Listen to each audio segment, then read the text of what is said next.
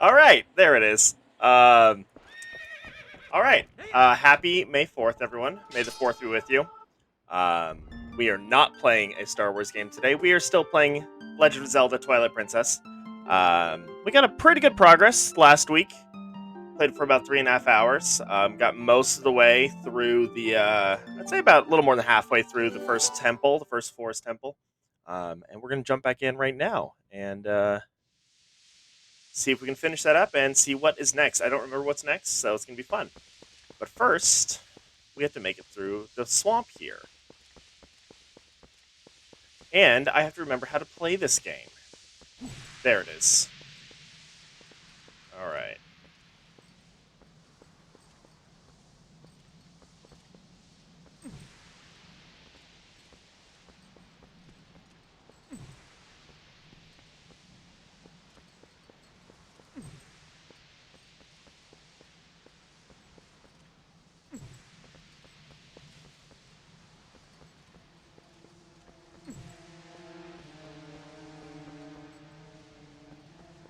There we go.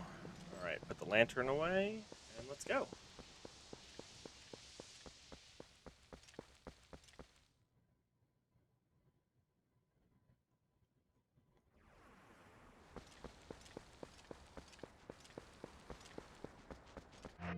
Um, this is weird that we still can't see how much lantern oil we have in the lantern itself. But we do have 2 full bottles of oil. Oh, and we have this weird thing. Let's use this weird thing and try to warp back into the dungeon because I think that's what this little guy does. He's very disturbing. Yes, let's go back. All right, so I didn't have to waste that lantern oil at all. Didn't have to go through the bog that way. Could have just used little disembodied head in my pocket and teleport back. Oh well. Welcome back. And we're off. You're very disturbing. And, oh, it's even exactly pretty much right where I used it. That's super cool. Okay. Thank you, monkey.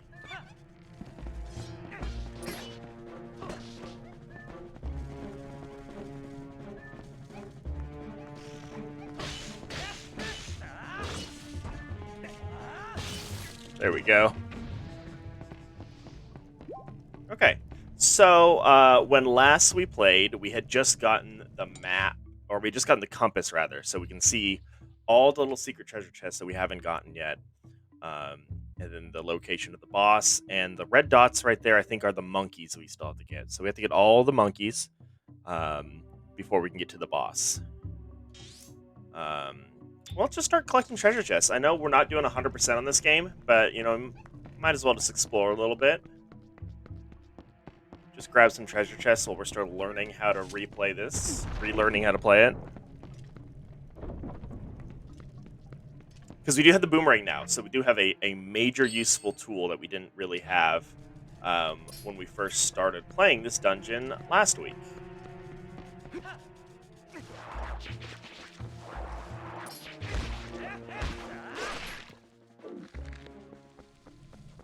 Okay, so it's up there somewhere. Ah, here we go.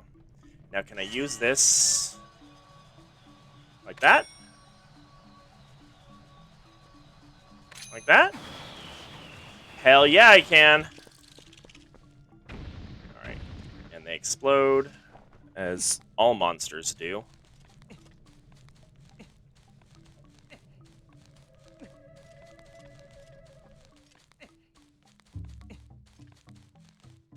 And I think it's as easy as just climbing over here and getting this treasure chest. I think this one's kind of a gimme that we missed on our way in the first time. Yeah, there it is. Drop down. All right. Open. And it's 10 monies. All right, cool. Which is great, because we actually just spent a bunch of the money that we had collected on another bottle. That was the last thing we did last time. There we go.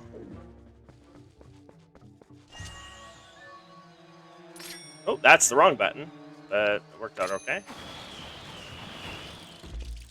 Yeah.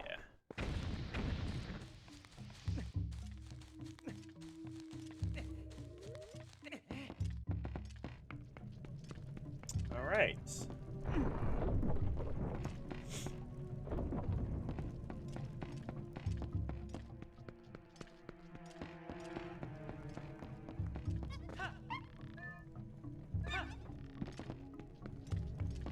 And I think there were 2 chests in here. Yeah, there they are.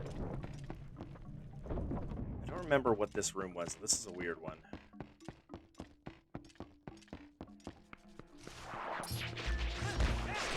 There we go. Oh, shit.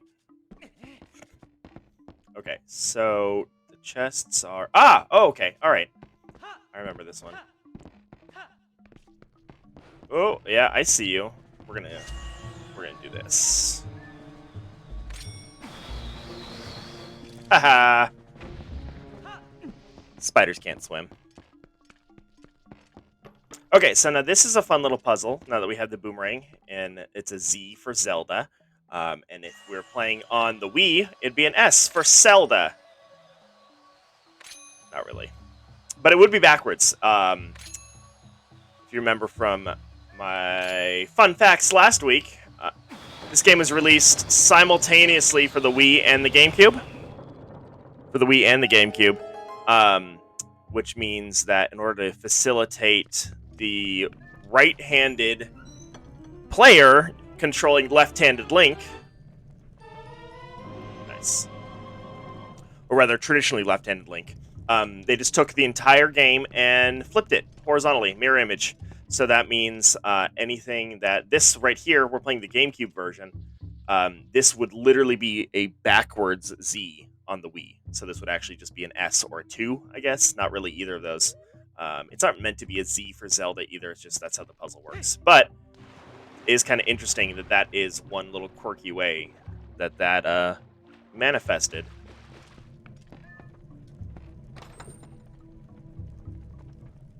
All right. It's a big old chest for yellow rupee, but we'll take it. Okay, so that I talked completely through the entire sequence, but that little puzzle with the boomerang and the Z there. Nope, let's go up, please. Thank you. That's not up. That's up. I have a really hard time pushing forward on control sticks for some reason. I always like skew to the left or the right. It's weird. Anyway, so this puzzle over here got us the boss key. And for those who are unfamiliar with how Zelda temples or Zelda dungeons work is, we talked a lot about this last week too, but typically the way it works is you get into a temple and kind of just with your basic items, anything you've gotten on previous temples too. We'll talk about that in a moment. But about midway through the temple, you'll be exploring through it. You'll find a lot of stuff that maybe you can unlock right away and can access right away, but you also might find a lot of stuff that you can't get to quite yet. And about halfway through the temple, you'll frequently encounter a mini boss, some sort of bad guy that is relatively challenging. And after you defeat that mini boss, you will gain the item, the special item for that temple. And in this case, it is the Gale Boomerang, which is such a cool item. And you get it first in the very first dungeon in Twilight Princess. It just kind of helps set the tone for look how crazy this game's gonna be. But then once you have that item, you can start doing more things now. So you saw last week I had this Gale Boomerang, and I can use it to power these little propeller guys. So this room we hit before we got the boomerang. We went through here, we passed right through it. You can see on the map how it connects to the north and to the east there, from the main hallway. From this main hallway here, we got to this room, and it connected north and east. And my stick's not going up for some reason. That's okay. North and east. But we couldn't actually do everything in this room until we got the item from the mini boss. And then with a little bit of backtracking, we came back and we got something.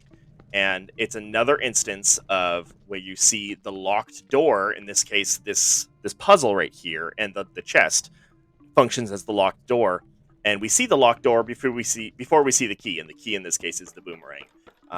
And that's just game. That's really good, important game design, to see a locked door or a locked object before you see the key. If you find a key first, it's boring. If you find a lock first, it's exciting. And this series is usually really good about that. All right, monkey, where are we going?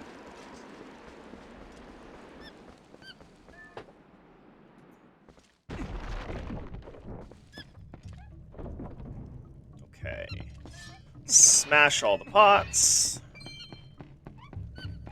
Okay, so we have already grabbed this, but this is another room that we got to and couldn't do anything. We could literally just go to this little landing, open up this chest, and then had to backtrack immediately, because last time we were here, we didn't have the key. In this case, the key is our boomerang. And that's good game design, too, to have the key not be something like, oh, you have the red access card. And there's, you know, there's definitely room for that philosophy in some games, but it's also really fun when your red access card, so to speak, is an item with other uses.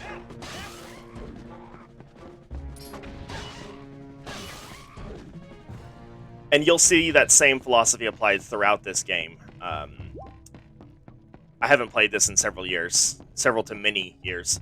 But it's starting to come back to me, like, later on, what the other dungeons are, what the other temples are, and the challenges and the items that you get in each of them, and how they function as keys. Ah, haha, I knew it. I knew it. Get down here.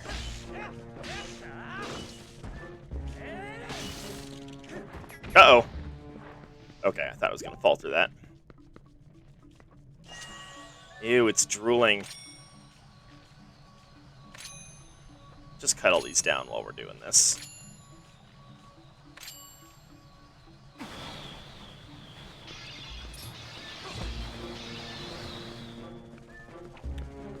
I love that I caught that with no hands.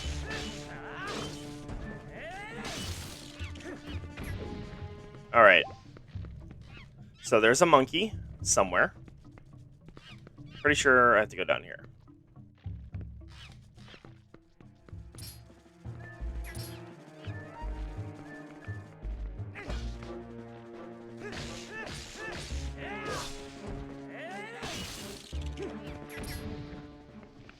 Okay, so we need a bomb. There's one. Now, I think what we can do is actually just... yeah, snag it that way. There we go.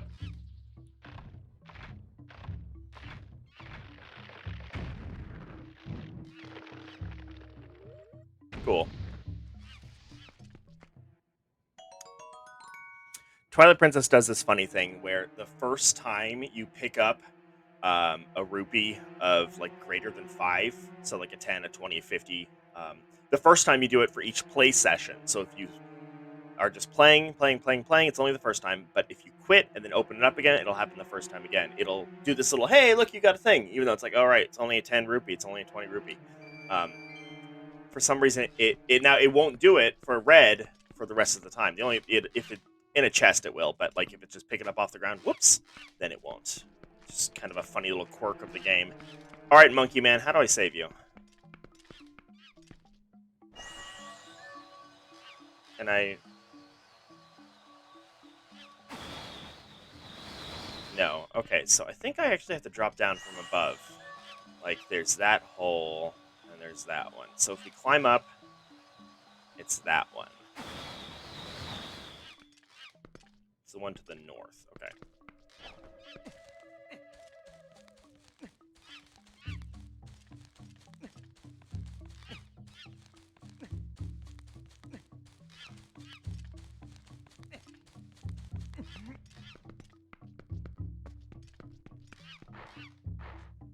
Oh, I have to burn it. No, not that button. That one. There we are. Duck!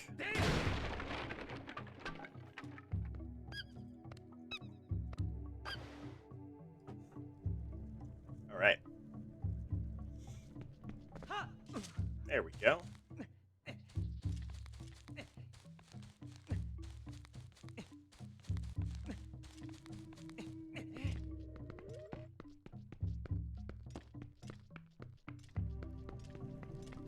Okay, so I think we have to turn this bridge because there's a lock over here. We don't have any keys. So we're going to do one of these. Whoops. All right. Good enough. All right, and then go north. And then open this door. Oops.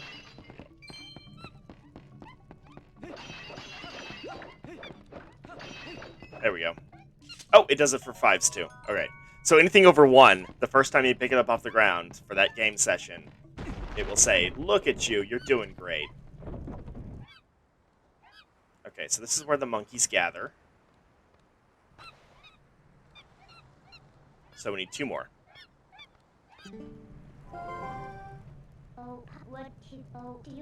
We need to help the monkeys, yes. Alright. Okay, and I think that is actually how we get across to there. And that big ol' lock over there we use the boss key on. So, let's do one of these.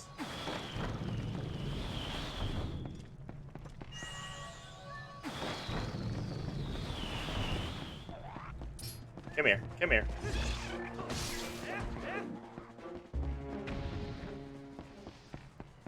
Did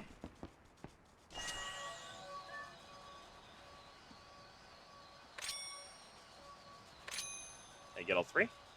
Yeah.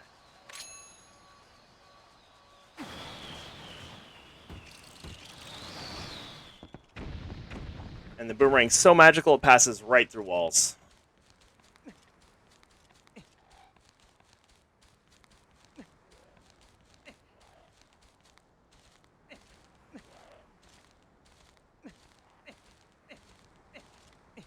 Okay, I'm gonna drop down.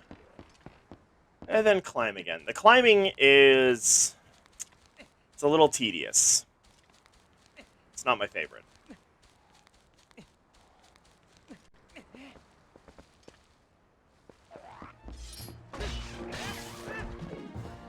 Bidoo-doo-doo.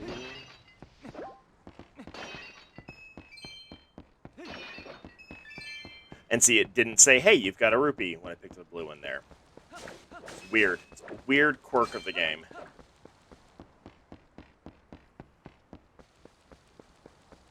It's a very suspicious tree. If this is Breath of the Wild, that would have a Korok in it.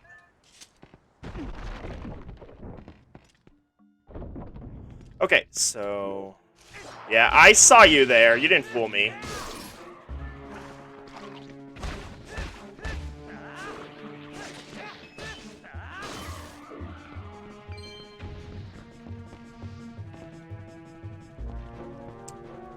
Why are there still bad guys? Oh, was it that thing?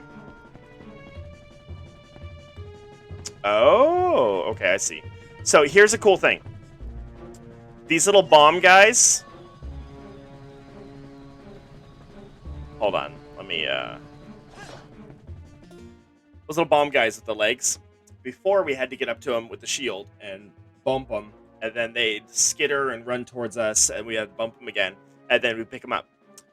Now we can use the boomerang, because it's a whirlwind. It's a little tornado in the boomerang. It can grab things and bring them to us. So we can do that now and stun the bombs and bring them, and now it's this one item has just... it's opened up the game so much already in the first temple. And it's one of the things that's really cool about the level and game design of the Zelda series, and specifically this one. So check it out. So we can grab him, and we can do 2 things. We actually do that, and hold him, and then do a little toss. Done. But there's another trick.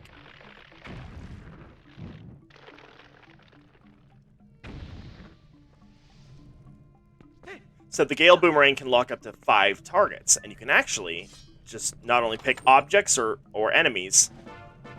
There's that key we needed, all right, but also points in space, or rather, places on a surface. So what we can do is grab this guy again, and then with our remaining 4 locks, just say all 4 right there. So now it's going to grab it and hold it there till it explodes. And we get that oh so happy noise. Oops, no, no, no, no, no, no, no, no, no.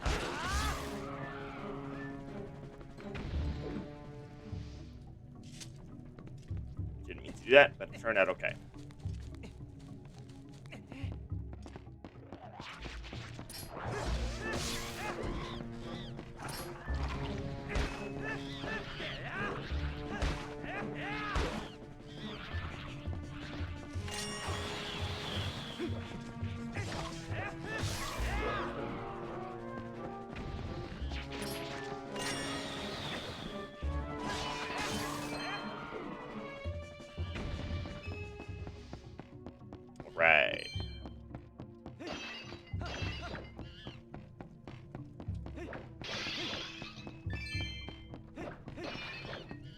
I hear you, bud. Okay, so that's a rock, which we can blow up. We just need to grab a bomb.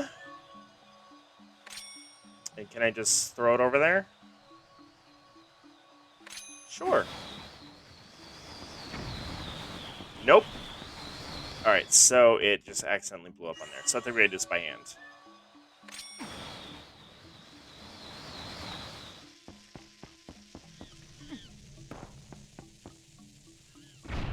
Alright.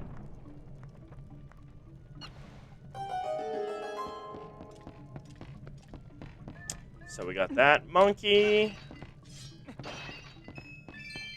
Okay.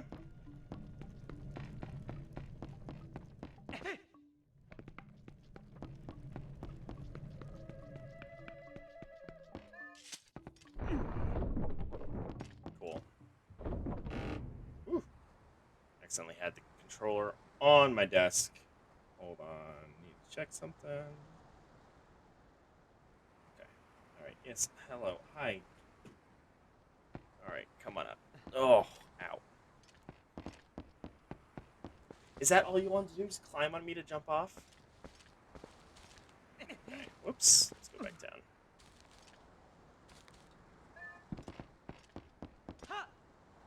Okay, so we need to bring the bridge over here.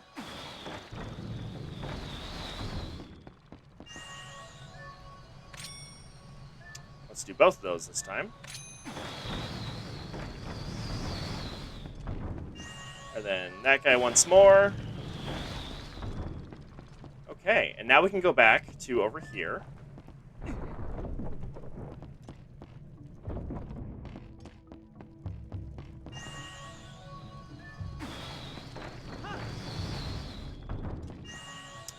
My one criticism of this style of locks and keys, so to speak, is that there's a lot of toggling, a lot of state toggles where you switch the bridge from north-south to east-west and then back again. So there feels like a lot of repetition at times. But if I recall correctly, that's not really a mechanic that exists later on in the game. It's just in this one dungeon. So it's not the worst thing.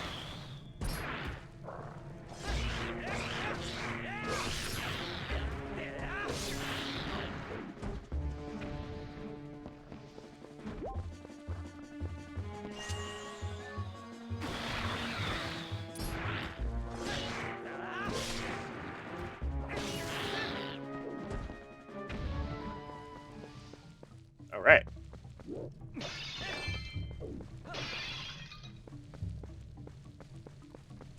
What's in the tunnel? Is this where the monkey is? Oh, there's a spider.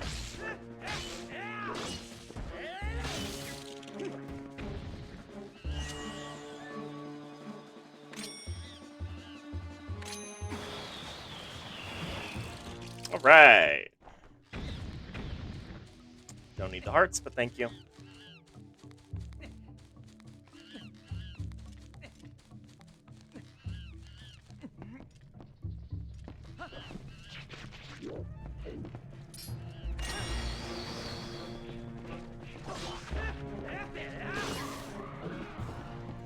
Do-do-do. Nope. Okay.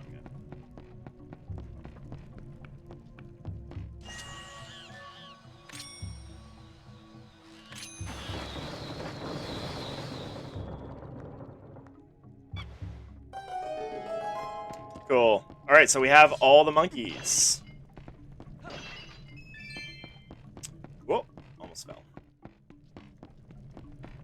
And then there is a chest over here, so we're going to try to grab that. I think we can just... Whoop. Yeah, do one of those. Okay. Nope, wrong button. Wow.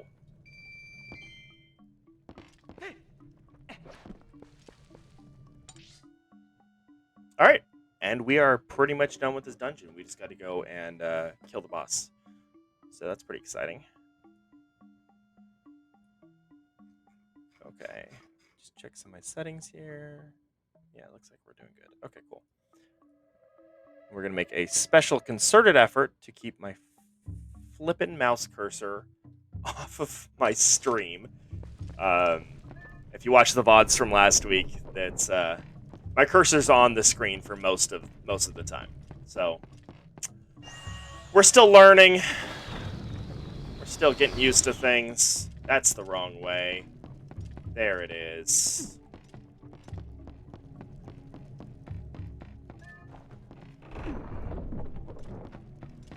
Okay, so now we have all 7 monkeys. Look at them go.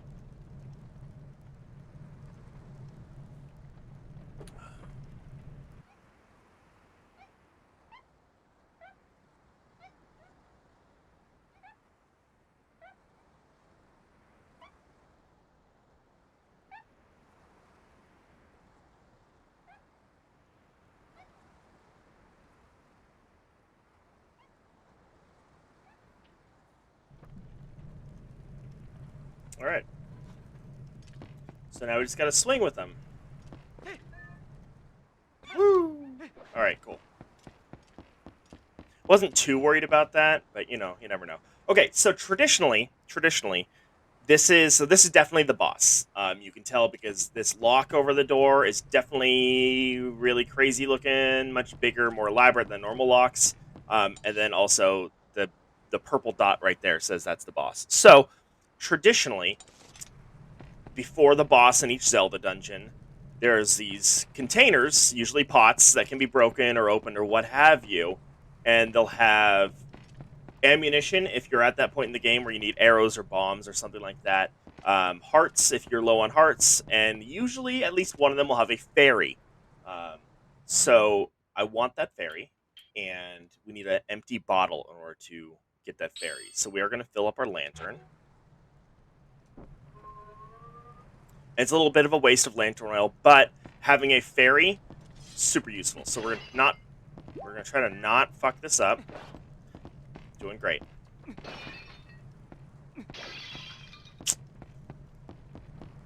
I wasted my lantern oil for nothing. There it is. Nope. There it is. Got it. Whew. All right. I have a really bad habit of just grabbing them with my body and not the bottle. Okay, cool. So fairies are great. Fairies mean that if we die, if we lose all our hearts, the fairy will pop out of the bottle and bring us back to life. Or we can manually lose the fairy, it says, to regain 8 hearts. We only have 3 maximum, so it's going to be overkill or overheal, I guess, no matter what. But having that essentially extra life in your pocket is super essential when you're bad at games like I am.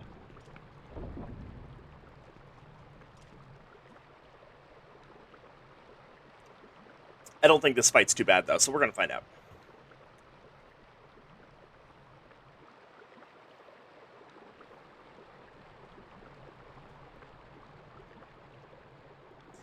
That one's standing on nothing.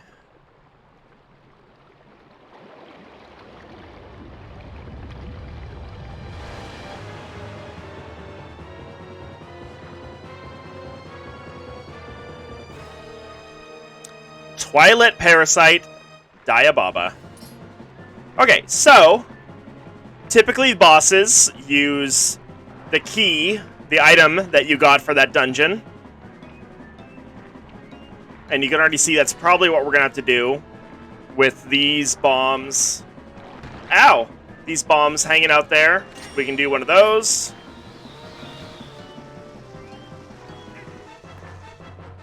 Not like that. Minda wants to try to tell me how to do this.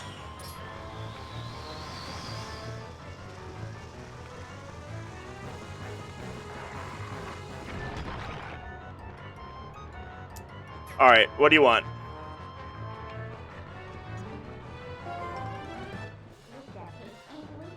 They look like idiots with their mouths open like that. Oh, okay, so I'm an idiot with my mouth open like this. It's exactly what we did earlier, where we have to boomerang the bomb and then have the boomerang go to, like, the rock. So, yeah. Yeah. Ah! Ah!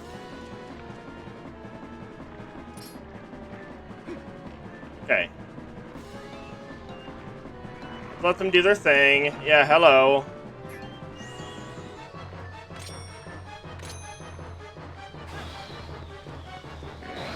There we go.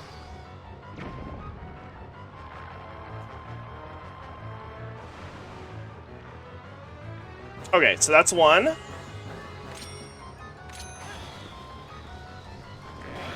All right. We did it. That's probably not it. Yeah.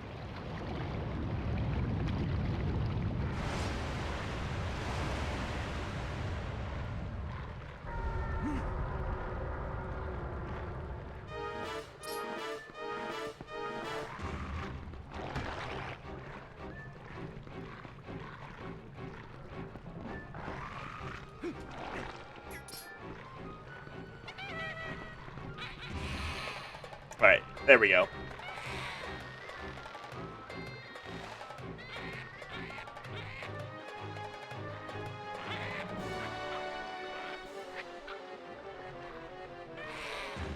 Okay, so now we just have to use Boomerang to target the monkey. And then those guys. Yeah, there we go.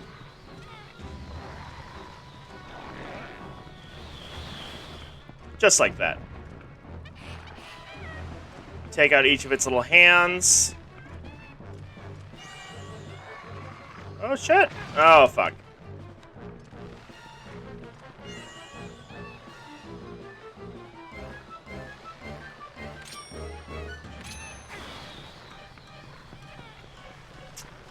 Oh, that's not what I wanted to do. Oh, yes, it is. Okay. Sure. Maybe that is what I wanted to do. Oh, gross.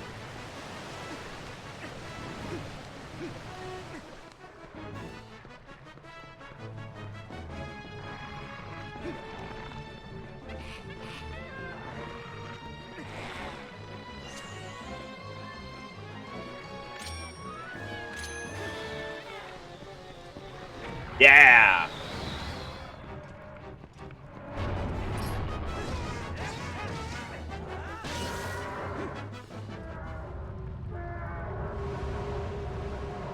All right.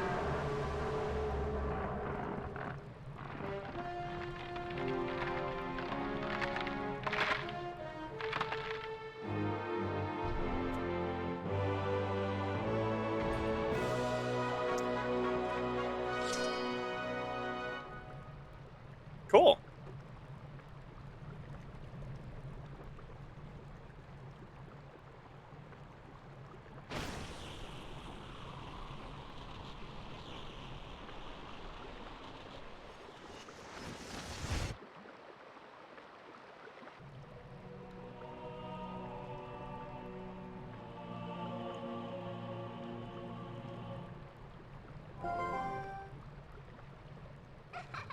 Well done. That's what I was looking for. That's a fused shadow. So the light spirit called Dark Power. Remember what the spirit said? No. How you had to match the power of the king in shadows? Hello, hello. How's it going, Emma? Could it really be this easy? Is this all there is to it? Hee hee hee.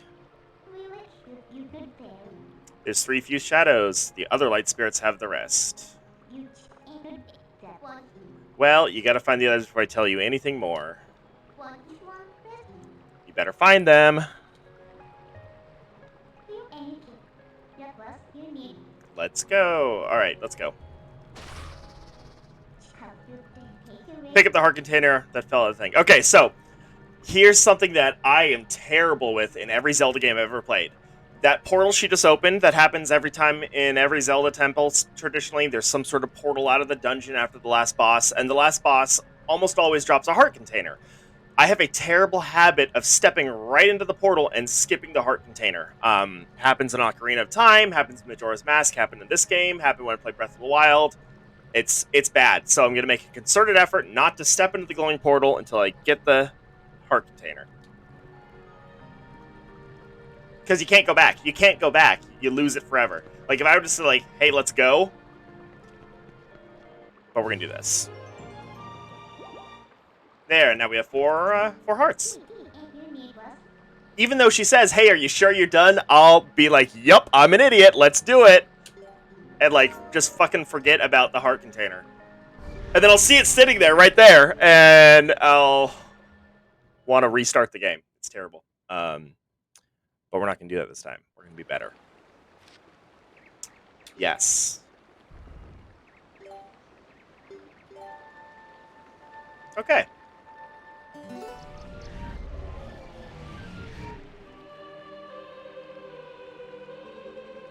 Heroic Link. Do not think that Hyrule is now saved from the spread of Twilight. Leave the woods, go to the east, you'll find another spirit. You'll find those that you seek. So we're trying to find the kids. Oh, you gotta save. You gotta save. Know that these lands lie in Twilight. It's a dark realm covered by the clouds of dusk. Set foot beyond the curtain, you're gonna turn into a wolf again. So be prepared. Chosen by the gods, leave these woods and go to the east, land of Eldon. Searching should be easier now. Yay. But we gotta go to the other light spirits. Yeah, we do. Yeah, right. Yeah, this version of Hyrule is really gorgeous. I'm totally with you there, Emma. It's I don't know, it's tranquil. Like, look at this. Look at this shit.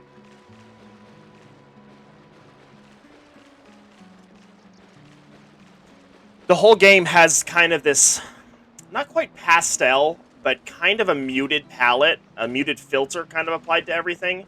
Whereas Breath of the Wild is vibrant and bright. Twilight Princess is just kind of, it's got like one of the, I don't know the names, but it's like one of the Instagram filters, you know? It has like, kind of like that muted color to it, which totally works, and it makes it just beautiful.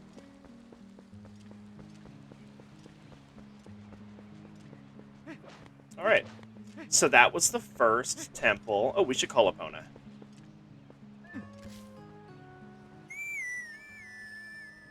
Cottagecore aesthetic. Yeah, I suppose that's what it could be called.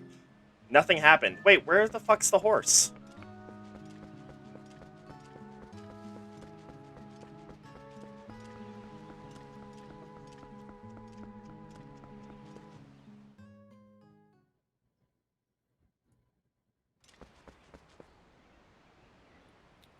Okay, we're keeping the cursor off the screen this time. There we go. Am I going the right way? Where the hell am I going? No, I'm definitely not. Yeah, we need to go further up here. Oh, okay. All right. Damn it.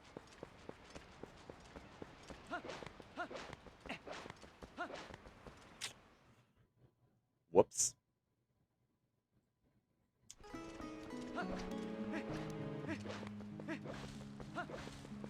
So last week I talked about how should be a shirt for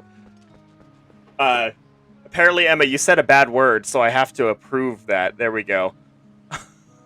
I should turn off my moderation because I don't care if people say fuck in the chat. Maybe I should. I've never played The Witcher. Any of them. I think I own the first two on Steam. I might even own all three. I've never played them.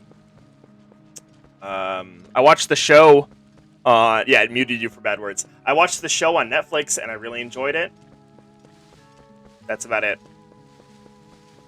But we talked last week about how Twilight Princess took the three traditional goddesses, Din, Faror, and Nayru, the three that created Hyrule, at least in the Ocarina of Time mythology, and kind of expanded on it a little bit and used their names to influence and name the regions, the three main regions of the game. Ooh, it's loud. So Faron Province is named after Faror, and that last spirit told us we need to go to find the Eldon spirit, which is named after Din. And those naming conventions progressed on and even into Breath of the Wild, too. It's the same provinces. All right, let's get to work here.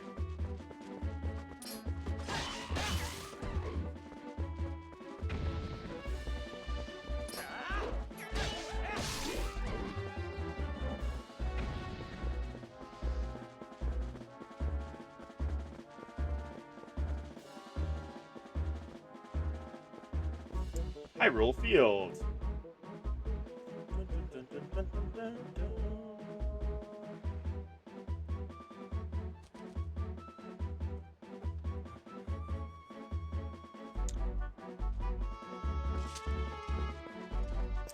Now can we call the horse?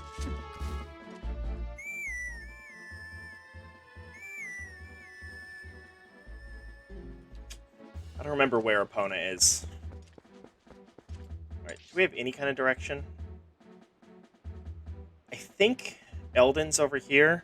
You did not know what? About the names? Yeah, I think that's Eldon there, so I don't know. Yeah, this music is... It's like, go. It's go, go, go. Ooh, love seeing the castle in the horizon there.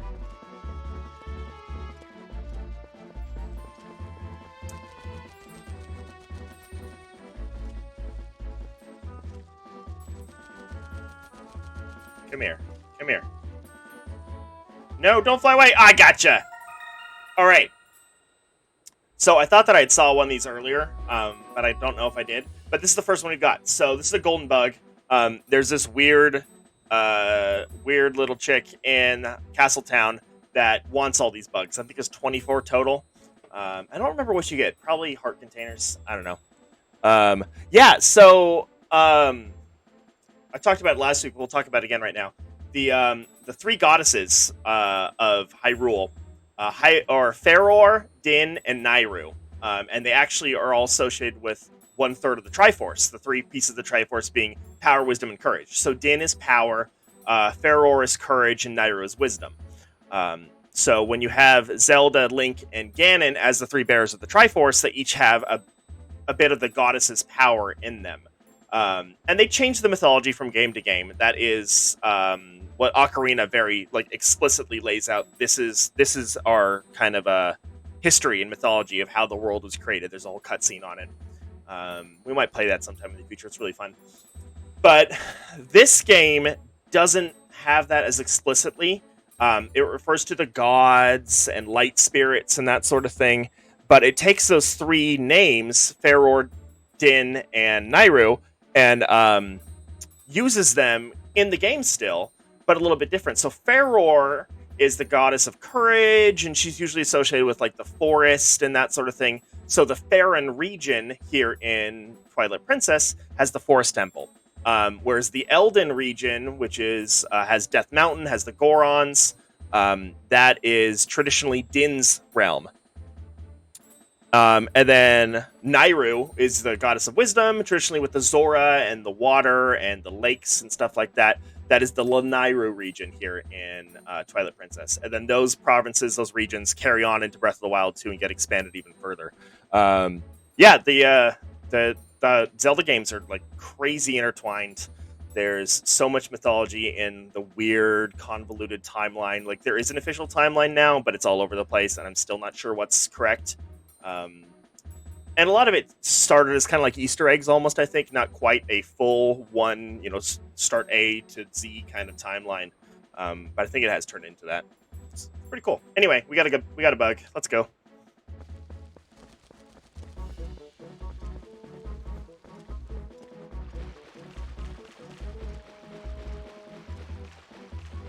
Oh, treasure chest. Oh, okay. All right. So this is another instance of seeing a locked door before we see the key. This little circle thing here at the top of underneath the bridge, I know what that is because I played the game. But this is a locked door for those that don't know. Look at that. There's a treasure chest in there. How do we get in there? We can't climb even though we should be able to. We can't crawl under even though we should be able to. The only hint as to what to do is this strange little target circle there. So this is a locked door that we see before we get the key. And the key is actually an item later on in the game.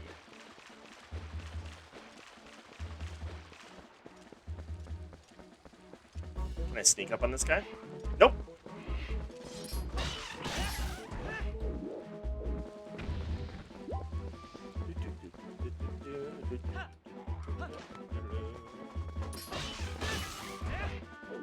Ah! Yeah.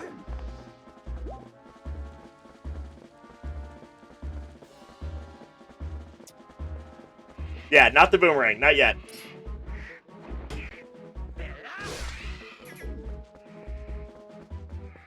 Oh. Oh, no! Oh, shit, there's so many of them.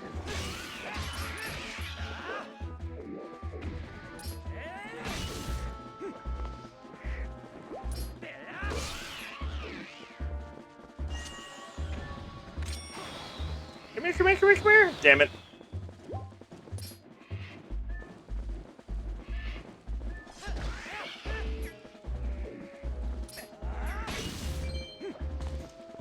Finish him.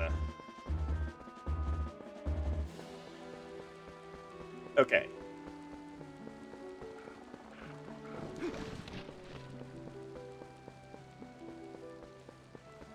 Oof. That music, yeah, it is a little intense.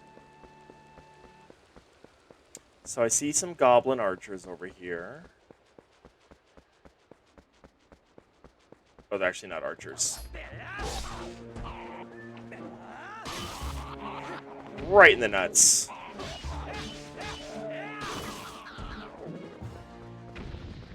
Okay.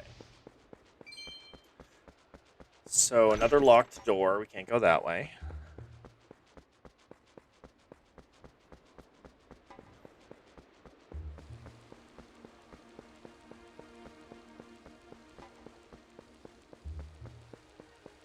Do we go north? I think we go north. Nope, I can already see why not. Okay, so there are rocks there that we can't go through yet, so I guess we go east.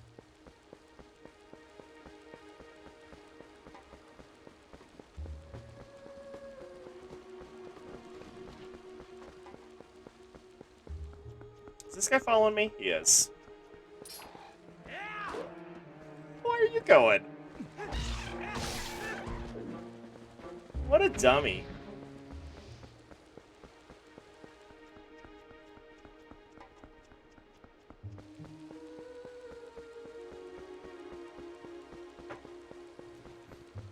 Oh, I see another bug.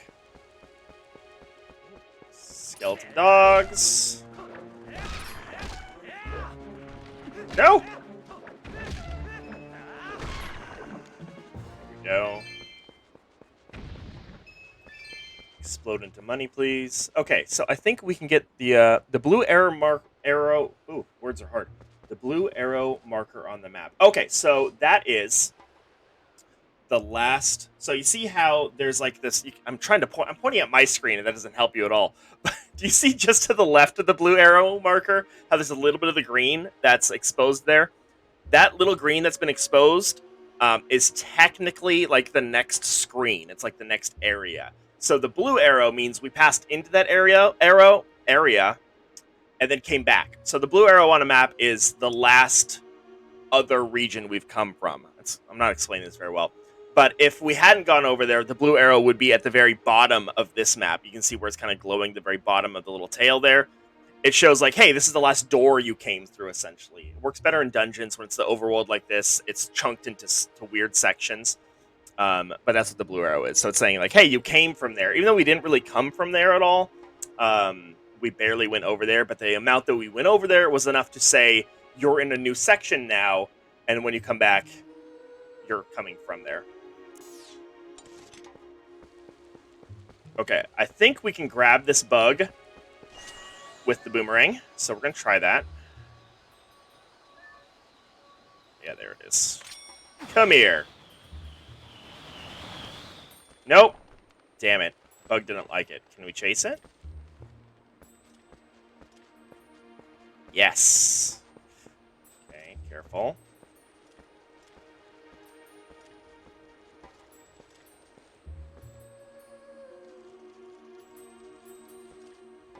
Yeah.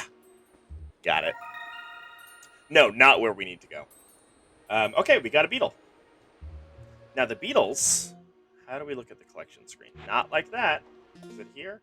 It is. Okay. Golden bugs. There we go. So we have a male and a female of these beetles already. So There's 24 golden bugs, a male and a female of each 12 different types, and they're usually found in the same region as their other gendered counterpart. So we already have both bugs from the Hyrule Field, which is pretty cool. Pretty cool.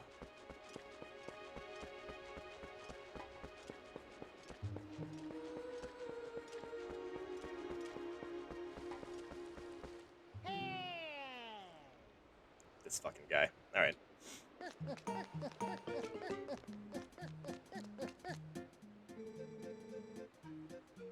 Go no further. There's a black wall ahead that blocks the way. I thought I'd deliver a few letters, but it seems impossible. I'm the honorable and dependable letter carrier, known to some as the Postman. Okay, this guy's real fucking weird. But my favorite part about him is that he sings a little like "You Got an Item" song. All right, here, take this letter and read it at your leisure.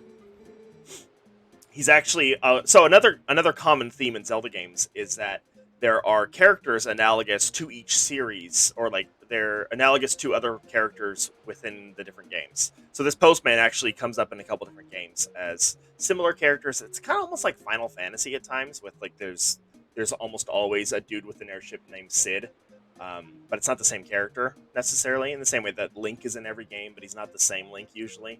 So this Postman is, I think he first appeared in Majora's Mask, maybe Ocarina, I can't remember. Definitely in Majora's Mask, but also might be in Ocarina, I don't remember. Okay, let's read a letter. Onward to mail. He's a weirdo. He's a real weirdo. Okay, so we have a new section in our inventory now. Letters. Post office notes. If I have a letter for you, I will approach you at high speed. Please do not flee. Apparently he's had that happen before. That means to warn people ahead of time. Okay.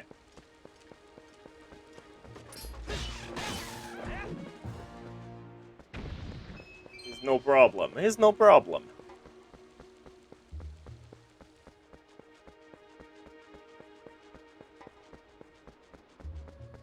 And we could tell we were going the right way because a character literally told us you can't go that way. The other two areas, the other two paths out of... Whoops, wrong button. Nope, stop, undo. The other two paths out of that area to the north and to the west, no one told us we can't go that way, but they were physically blocked. Whereas this one says, hey, story is this way.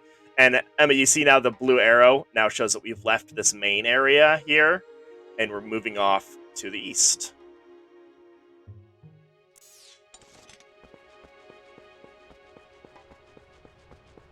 And there's that black wall that he was talking about. Hey, that was much closer than I thought. You remember, right? You know what this is? If you go in there, you're gonna be a wolf. We gotta save the Twilight. Okay. I actually got my map mixed up because I think I was confusing it with the Wii version of the game. But now that I'm thinking back to Ocarina of Time, yeah, of course, this is the Faroe Woods, or the Kokiri Forest, rather. Lost Woods are down here. Then over here is Death Mountain, and then there's the castle, and then there's Zora's Domain, and then this is the Gerudo Desert. Oh, that's right. Oh man, the desert is the best zone. All right, let's do this. Yeah, let me in.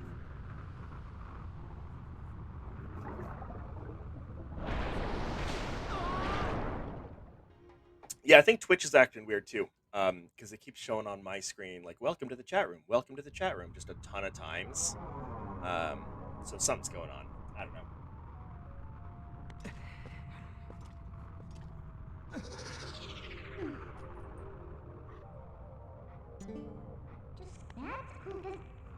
All right. The black clouds of Twilight are so fetching today. All right. Yeah. I get it. You're a furry. You like it when I'm a wolf. Let's go.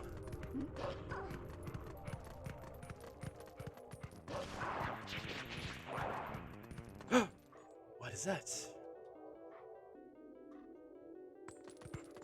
Oh yeah, we get to sniff things. It's that stupid stick the weird kid had.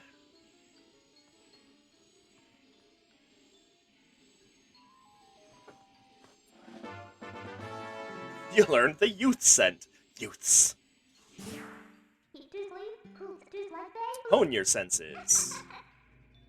Okay, so we can... Not that button. Not that button. That button. We're just gonna speed run. Let's go. Ah! Okay. Alright, so... We have to get all of these at the same time. Nope. Frick. Like that. There we go.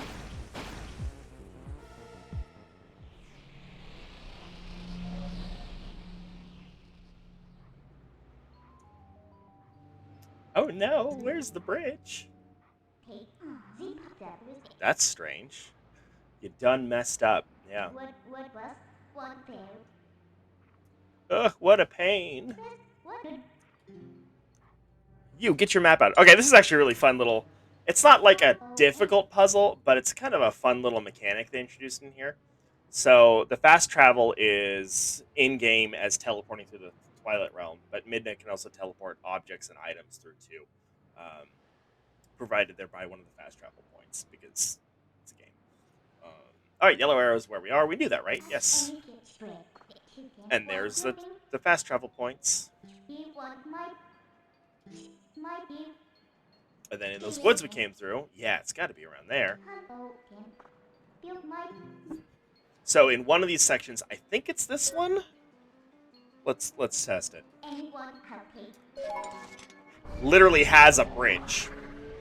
Because when, I don't know, the Twilight magic happened, things got all scrambled. There it is.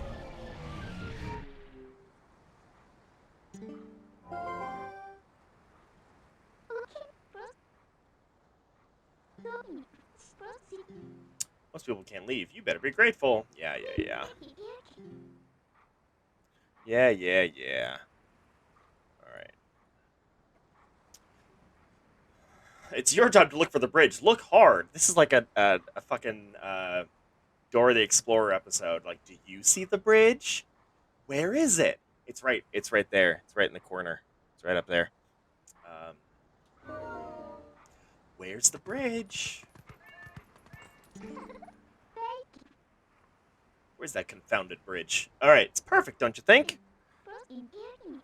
The underwater system of the castle. Yeah, so when you first turn into a wolf, you get like locked in the dungeon and you have to break your way out through the sewer. Is that what you're talking about? Yeah, let's warp this. Good little obedient wolf. Alright, let's bring it back over here.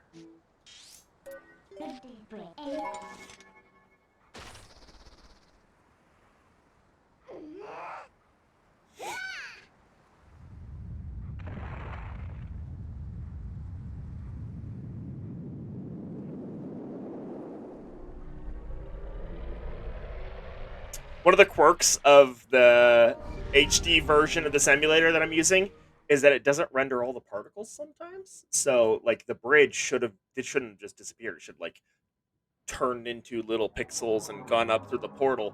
But instead it just kind of, like, disappeared. So, whatever. Other than that, it's working really great. I'm really happy with it. Same here. It shouldn't just reappear. It should, like, materialize out of pixels going down.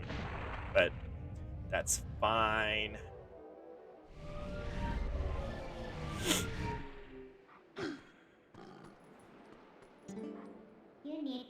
Just as I thought. Isn't the power of Twilight amazing? Call me if you need the power again. Let's go.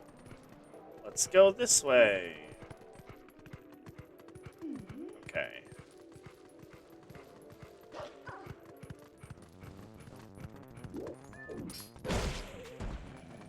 Can I finish him? I thought I could finish as a wolf, too. Oh, it's only on the pose to, like, take out their souls. I feel like it's finished the game because you remember the end scene. So I'm not exactly sure which part you're talking about then, Emma, because right after you turn into wolf for the first time, you get locked up in the castle jail, and then you have to escape like through the sewer, and that happened. I did that last week. I don't remember how this game ends though, so I could be off also. I don't know. Ah, there we go. Huh?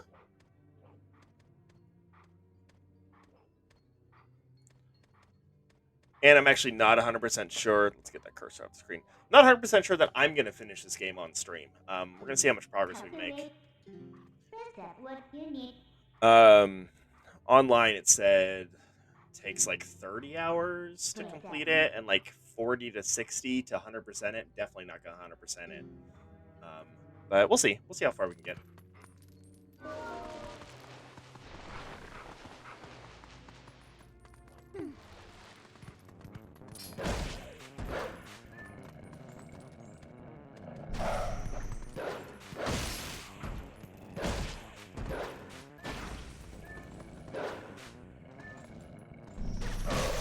Yeah. Sliver of the trifecta. You mean Triforce? Is that autocorrect? Yeah, I don't remember either. Not 100% sure the Triforce is in this game. I don't remember.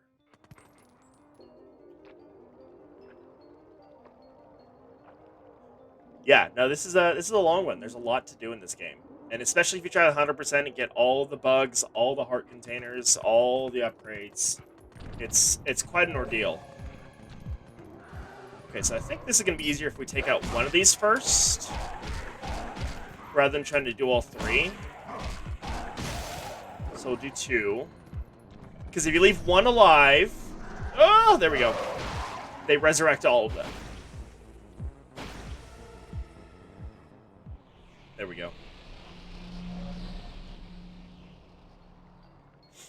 Alright, and there's the spirit. To the hero who has transformed into a blue-eyed beast in the realm of shadows and twilight. This way. This is the way. This is the way.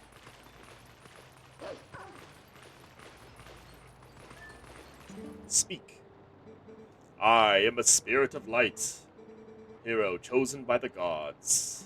See, it's gods and not goddesses, so they did kind of deviate from the traditional mythology a little bit, but, you know, actually, that's fine.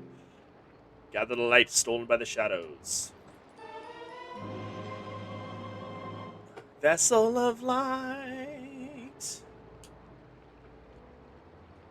Alright. We did this last time, let's do it again. Find the insects. Sorry, I'm skipping past things. In the Shadow Twilight, shadow insects are invisible, so you gotta use your wolfy vision.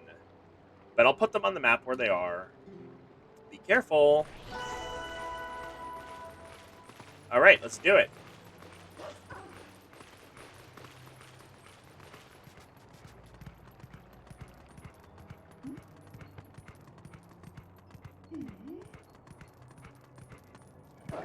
Oops. Senses.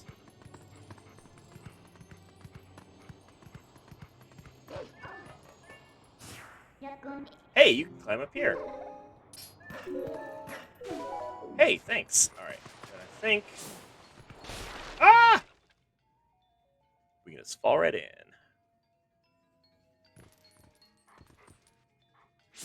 Hey, there's the children.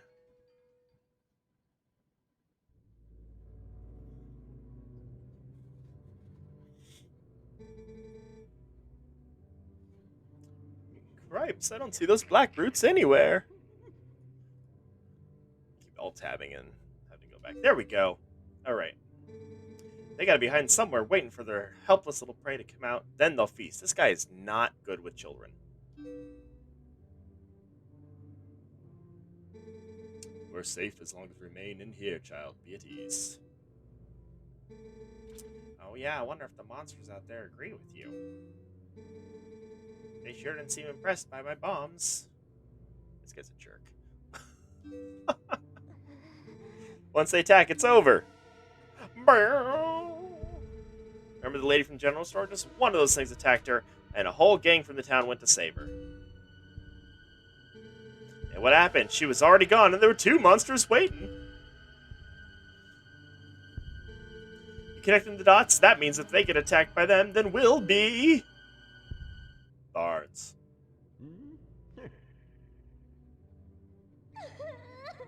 Yeah.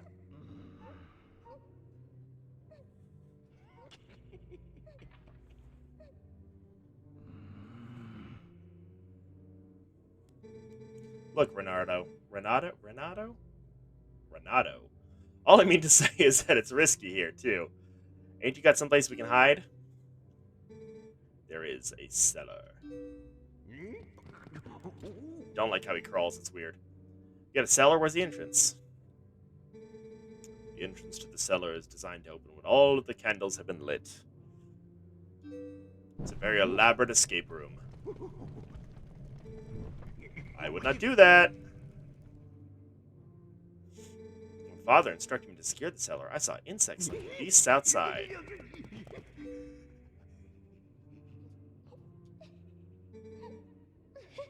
Don't cry, Beth. It'll be okay.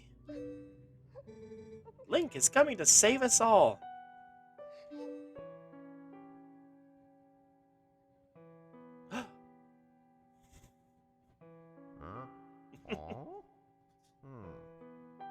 I know, that crawl is really scary. I don't like how he does that. I can feel it.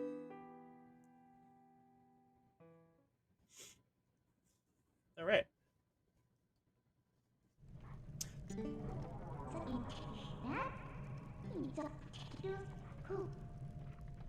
How sad to be right in front of someone and not be noticed at all.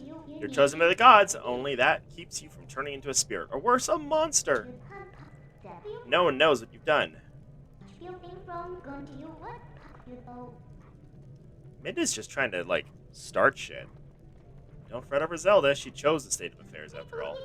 Anyway, what's with having to light the candles to get to the basement? Not very subtle, is it? So, what are you going to do now? Speaking of subtle, so this game does a lot of really great things about leaving breadcrumbs and telegraphing puzzles.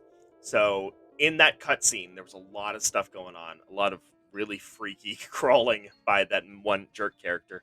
But also, it told us what to do next. It said the candles all need to be lit for the cellar to open. Inside the cellar, there's insects. We know already we need to attack the insects to get the light out of them. And then it also showed us that there's a torch that can light those candles, and that torch is on the ground now. You'll see in a second. And honestly, all that I think would have been fine to tell us what to do next. But then Midna reminds us, hey, candles, light them, get into the cellar.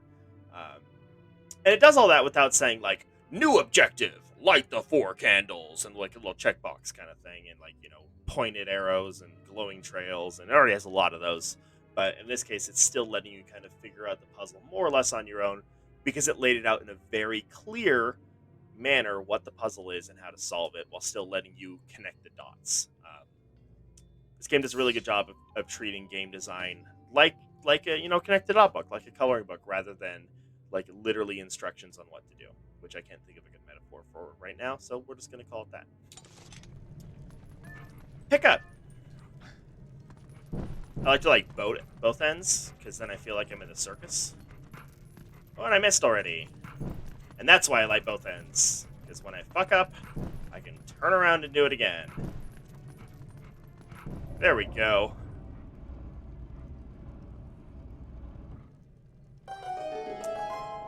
Yeah, and that's the benefit of playing this game when I'm quite a bit older than 12 now, and having a lot of actual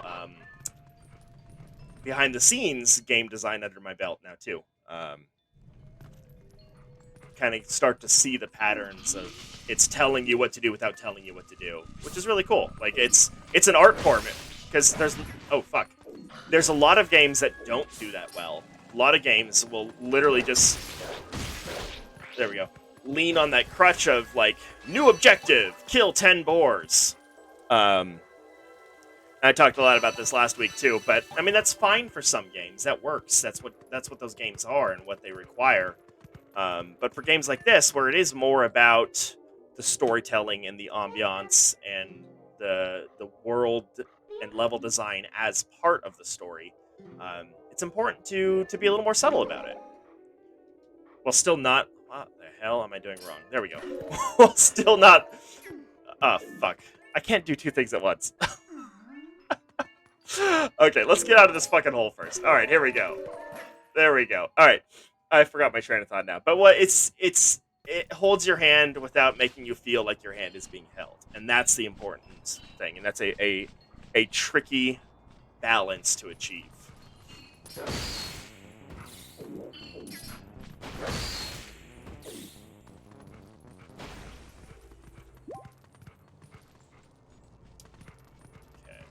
what do we do?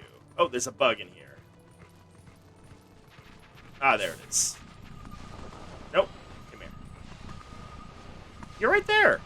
I can see you. There we are.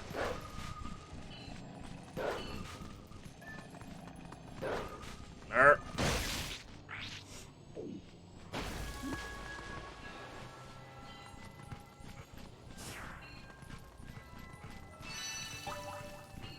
Yeah. So this is another thing right here. So I don't think it said it yet, so spoiler alert. But this village is Kakariko Village, which is another staple location in the Zelda series. It is traditionally, not always, in Breath of the Wild they do deviate, but traditionally on the road, or at least nearby to Death Mountain. And it is traditionally the home of the Sheikah, which are a kind of mysterious tribe that has usually been guarded with, or been tasked with guarding the royal family. Can I push this? Oh, I can. Not like that, though. And typically in Kakariko Village, there's also a graveyard. There's a whole damn temple underneath the graveyard in Kakariko in Ocarina of Time, and that one's a really, oh my god, that graveyard, or that temple rather, is so creepy. It's the spirit temple. Ooh, creepy shit.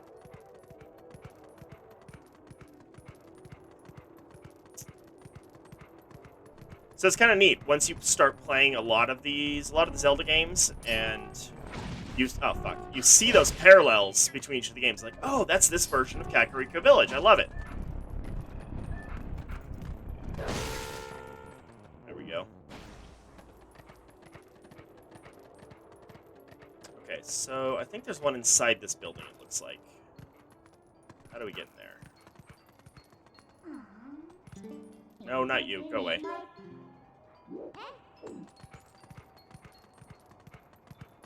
Ah, here we go. Inside the hole. In.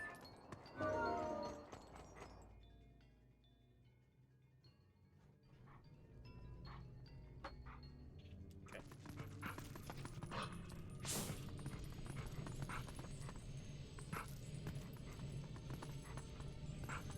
Come on, Link. Frick. It does have a graveyard, yes. Kakariko Village has the graveyard behind it. I don't remember the full role that it plays in this game.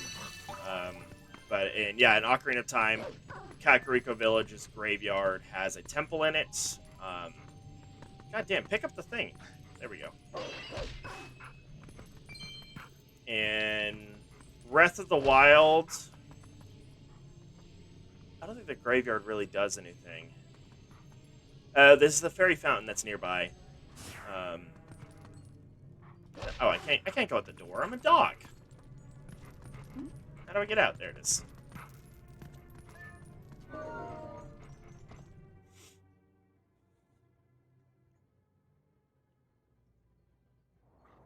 I tell you though, collecting these little bugs, not my favorite part of the game.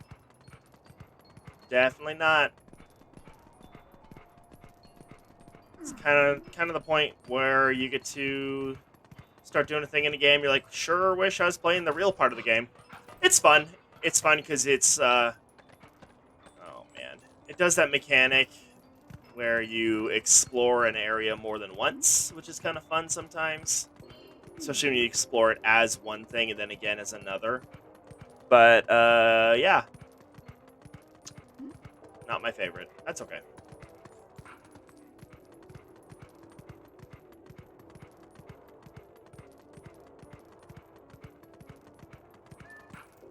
There we go.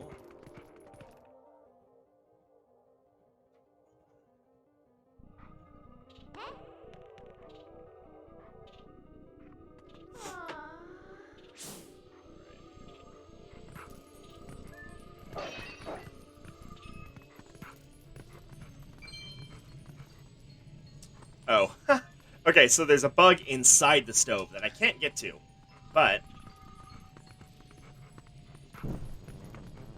I can light his ass on fire.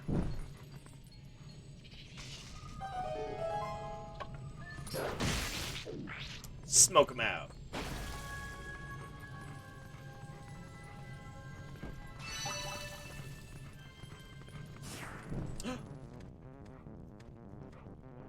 That does.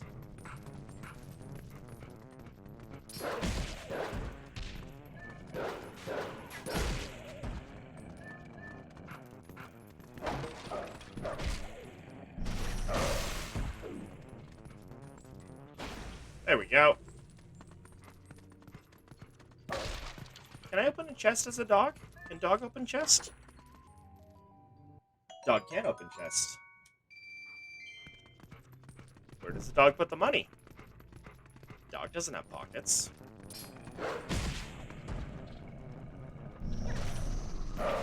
What? Oh. Ooh. Alright.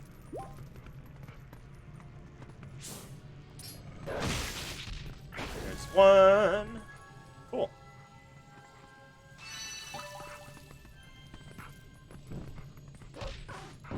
Well, you see, Emma, headbutting the chest is just one of the many things I can do with the dog head. The dog head is the greatest tool in the game. See? There we go. I headbutted that crate so hard it turned into hearts.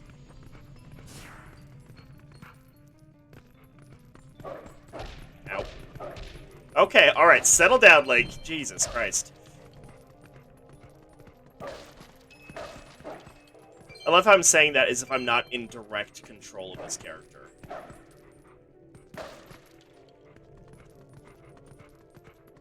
Okay, how do I leave? I believe it's through here.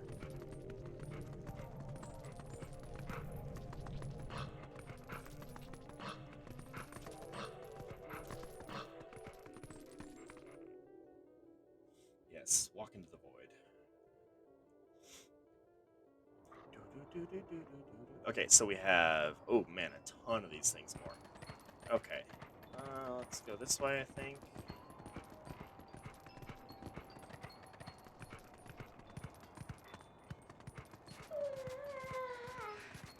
Yeah, I know, Minda. Me too. Actually, let's get some coffee.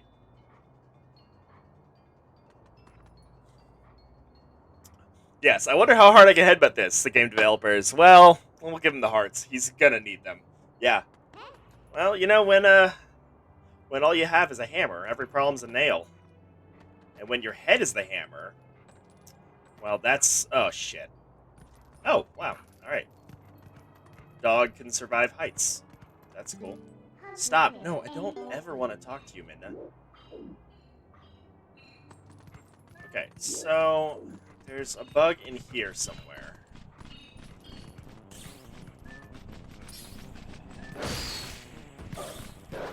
Ah!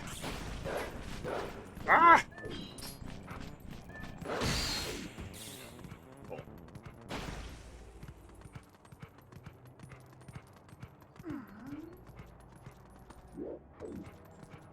Oh, I'm not using, like, my spider senses at all.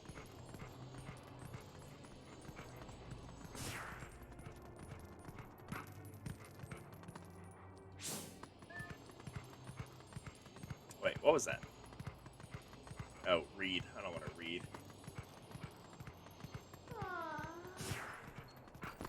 Okay. Ah, here we go. Here we go. Here we go.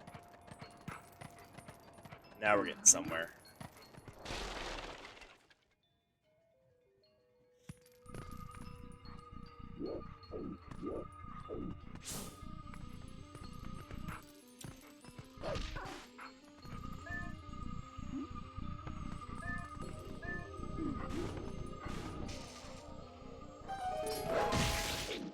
Yeah.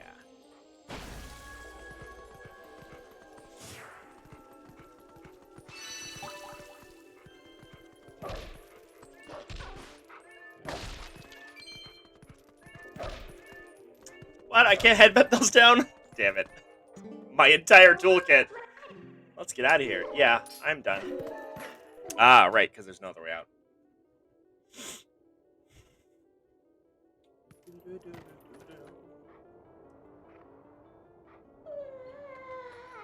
Okay. So we're like halfway done with these stupid things. Where do we go next? Looks like there's quite a few up there. There's one in this building here. There's one over here. Okay.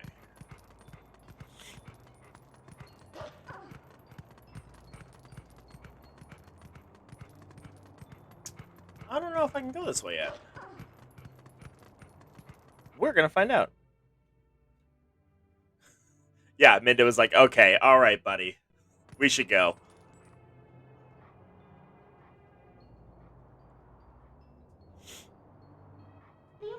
Looks like the path's impassable. It's impassable.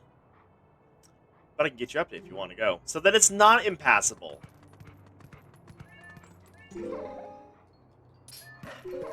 There we go.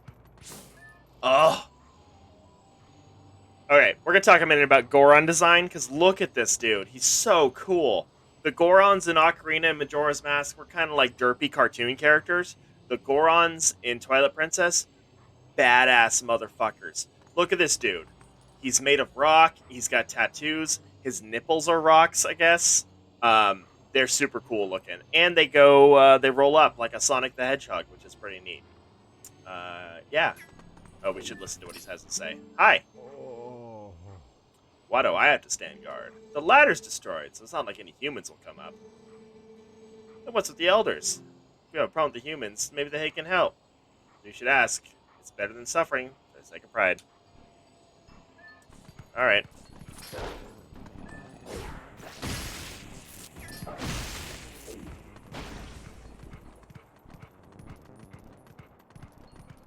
Okay, so there are some bugs up here too. Cool.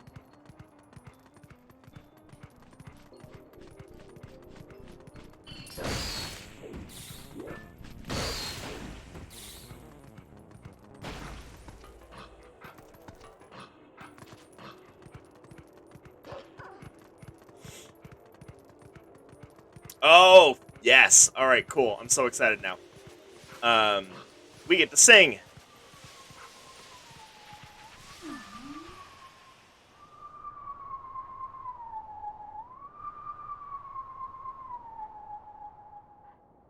So, we're gonna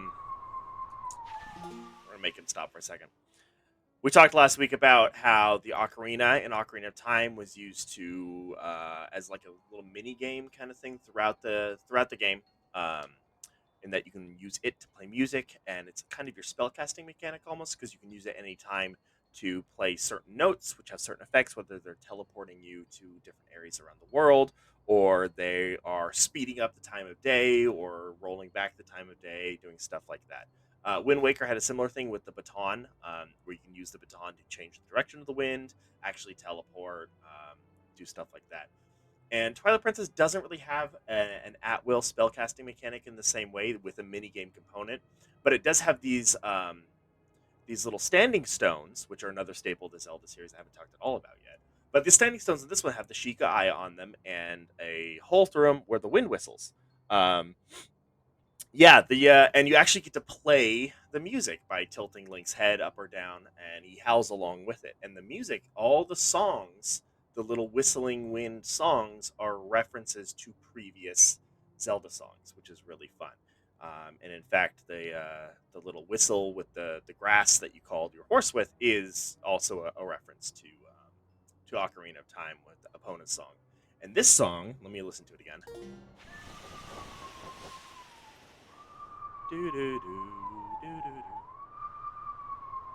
I think that's Zelda's Lullaby, but I could be very wrong because it's been a while. So,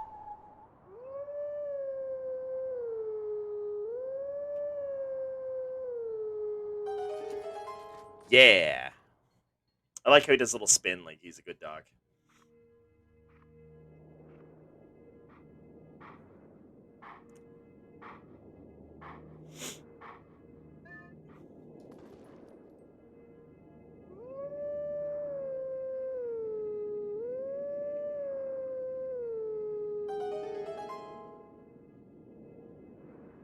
What song is this?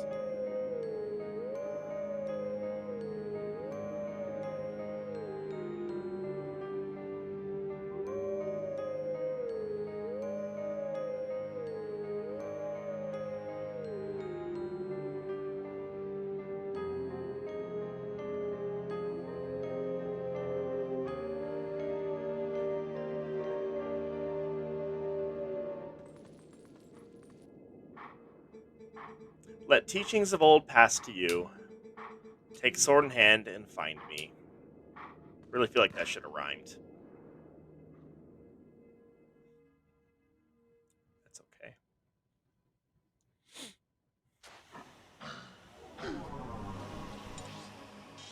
All right, so he's over there.